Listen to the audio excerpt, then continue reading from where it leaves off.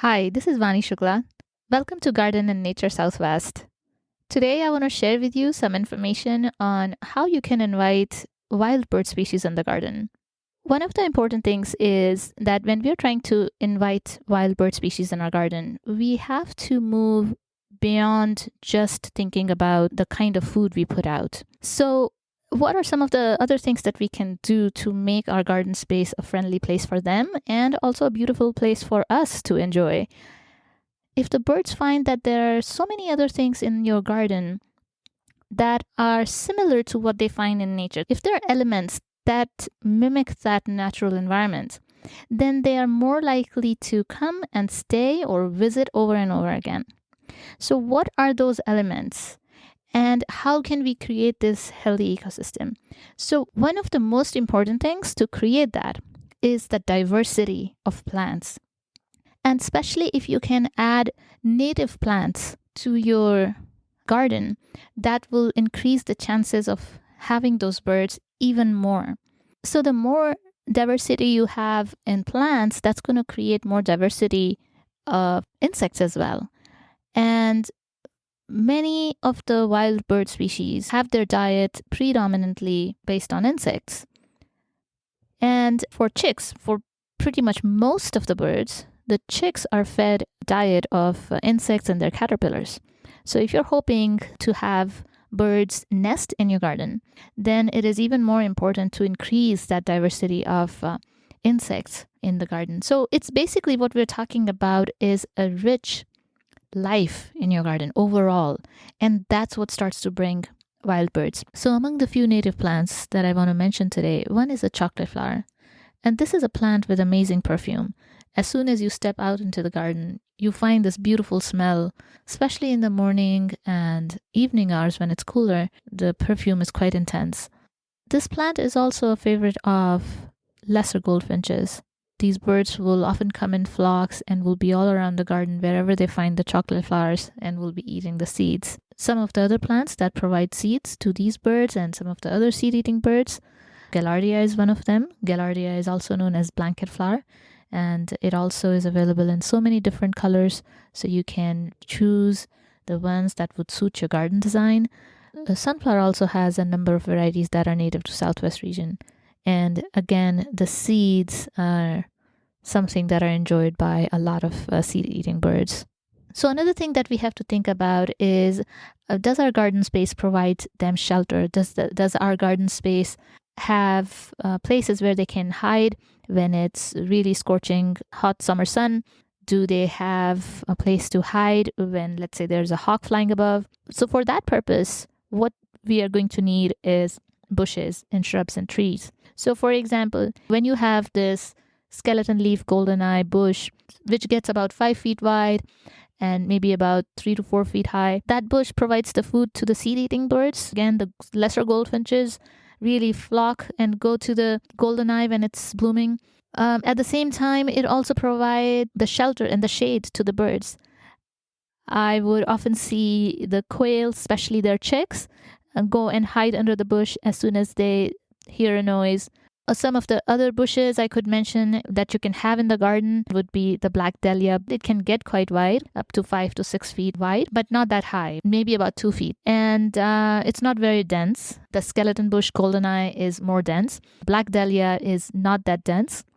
Again, the quail chicks are the ones that I often find going and staying underneath the black dahlia and spending the hot afternoon there and coming out only in the evening or in the early morning. Some of the other bushes you could have, so for example, Aniscanthus bush is a nice bush to have for hummingbirds, and at the same time it's providing the shelter and also supporting the insect population. Other native bushes and shrubs that we can have in the garden are woolly butterfly bush is a native of Southwest, and the scientific name is Buddleia marubifolia. And I will put these names in the show notes, names of the plants as well as the birds. So the woolly butterfly bush has light green foliage and it attracts native insects and butterflies. And again, a good plant to have for garden design also, as it can be used as contrast to some of the darker green foliage plants. Some of the other bushes or plants could be the gaura. which is also called bee blossom and can attract a number of insects. So as far as the birds, sometimes you may not expect what bird is going to like what bush, but in our gaura, which we never expected, underneath the bush, there was a quail's nest, Gambel's quail's nest. So that's what it liked. And it made the nest there, and it had chicks. And then, of course, the chicks would roam around all over the yard, hiding from bush to bush. Wolfberry is another native bush that can provide berries for the birds and, of course, at the same time provides shelter. Now, if you can have trees in the yard, that will be a really big plus. Even if you have a small yard and you can have just even one tree, that can help tremendously to invite birds, because when the birds are flying high above, they can see your yard, they can see your garden from a far distance.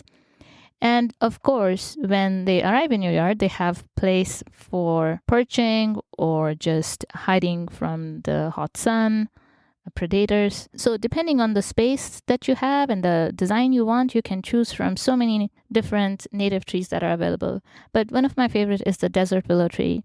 And it provides so much color to the garden. If you have good view from your garden space, then too, this is a good tree to have because it's not going to completely block the view. Also, the hummingbirds love this tree because of the nectar the flowers provide. The Verdins I often see are chirping and hopping around. The flowers attract a lot of native insects, and so I guess that must be one of the reasons why the insect-eating birds like warblers and Verdins are often hopping around in the tree. I have recently had a pair of Orioles also visit our desert willow tree. Another absolute favorite of the birds is the Mexican elderberry tree. The elderberry is again a native of the Southwest, and it is a great tree to have because the foliage is quite dense, and so that provides good shelter for the birds. They also find it a good tree to make their nests in, and the elderberry provides a good food source. Especially we see the mockingbirds and the thrashers really loving the elderberry. The blue grosbeak that we had this year several times also went to the elderberry tree every time it visited our garden. So it is definitely a great tree to have in the garden. So when your garden starts to get all these wild birds, you're also going to have some predator birds, and that is part of nature. Some of the common ones that visit our garden are Cooper hawks, kestrels, shrike. One time we had a loggerhead shrike, and as soon as the shrike came in, we did not see a hawk flying above, so we were surprised why everybody flew, and then we spotted the loggerhead shrike sitting on the pillar. We kept watching from inside the house, and the loggerhead shrike suddenly went under a pile of rocks and snatched a rock wren. And all of this happened so quickly that it almost was a bit shocking to see. And even though, yes, it is a part of nature, sometimes you feel a bit protective towards the birds that are coming to your garden. But again, that is part of nature. Other predator birds that we get are owls and nighthawks. These are nocturnal birds, of course. And these birds often pick up other critters like the mice that might be in your garden. Now, another important aspect to consider in the garden is to not clean out all the leaf litter and all the plant material that falls on the ground. We keep our paths and other areas that we move around in, we keep those areas clean, but I leave the planting areas alone. I do not clear those out, except if there are weeds or invasive plants growing in, then of course I would remove those. So as that leaf litter builds up, the life in the soil, like just above the surface of the soil and just beneath the surface of the soil, you would have a lot of insect life. This kind of mulch, or the plant material in the soil, or the life just underneath that mulch, is so important for the foraging birds. For example, the juncos or the curved-bill thrashers or robins, chipping sparrows. These are often looking for insects, they're caterpillars, which are underneath the soil. The earthworms are there, which robins are pulling out quite often. Also, the rock wrens are often moving the leaf litter away or are finding bugs, the moths and other caterpillars underneath the bushes.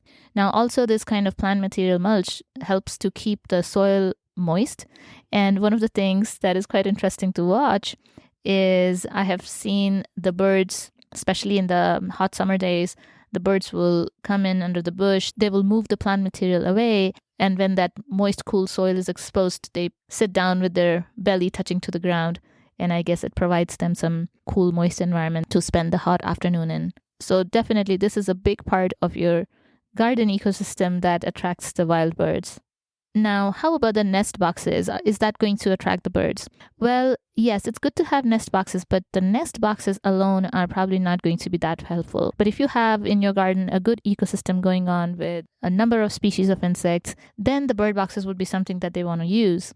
When the chicks are hatched, the parents have to take so many trips getting the caterpillars, the insects back to the chicks so many times all day. So this year we had the ash-throated flycatcher use one of our nest boxes. And we watched after the chicks were hatched that the parents all day, they will be going back and forth from the nest box to various areas of the garden and finding those insects. So it is more efficient for the birds if they have the food nearby and they don't have to spend a lot of energy, especially in the hot summers, to go long distance, find their food, and then bring it back to your nest box. They will probably not want to make nest in such a place where the food is much further away from their nest. Another element we have to think about in the garden is the water source. You can have a really elaborate, nice, beautiful design, water features, or you can go very simple, just put a terracotta tray out, like the trays that are for putting underneath the planters, like for the overflow water. Especially the smaller bird will enjoy it more because this is not very deep and they can bathe in those dishes. Drippers are very attractive to some of the birds, especially, again, the smaller bird species, the lesser goldfinches or the Verdins, or sometimes even the hummingbirds like to come over there. And if the dripper is dripping on a flat surface or a very shallow dish, that's what makes it more attractive to the smaller bird species. We also had blue grosbeak, which is, again, of course, a larger bird species, but the blue grosbeak always wanted to come to the dripper all the time and preferred that to going to the regular bird baths. In the future episodes, I will be sharing more information about native plants, edible plants, wildlife in our garden and out in nature. So stay tuned for future episodes. Thank you for listening.